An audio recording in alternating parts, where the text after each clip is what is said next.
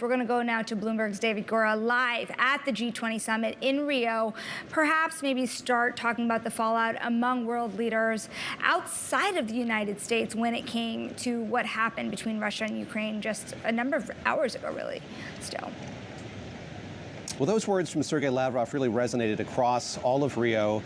He spoke in English. That was extraordinary in and of itself, making that point to Western nations that they should take a very close look at Russia's nuclear doctrine, which Russia just updated. And the change that they made, in effect, is if a non-nuclear nation like Ukraine were to attack Russia with the help of a nuclear power, that would be a sufficient enough threat that Russia could retaliate in kind. So the rhetoric really escalated quickly, and we've seen that kind of spill over into the bilateral conversations that have been happening on the sidelines of the G20 summit.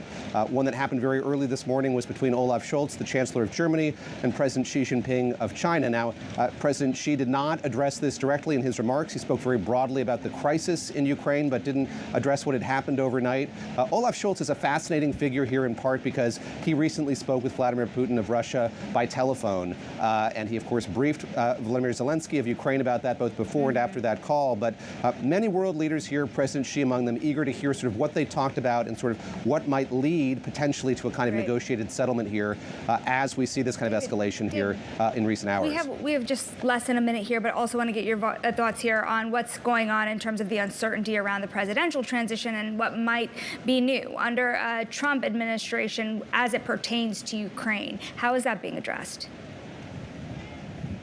Yeah, I mean, all of these leaders here have been dealing with that variable of not knowing sort of what the incoming president's policies are going to be. So this just kind of puts it into stark relief on this particular issue. We, of course, had heard, Shonali, from the president-elect about his plans to end this war on day one. I think a lot of these leaders are worried about what's happened overnight, about this crisis growing, and all the while they don't have real clarity from the president-elect about sort of how he would handle things going forward. So it is a huge variable here in this conflict as it develops, and something I think a lot of these leaders are tracking closely.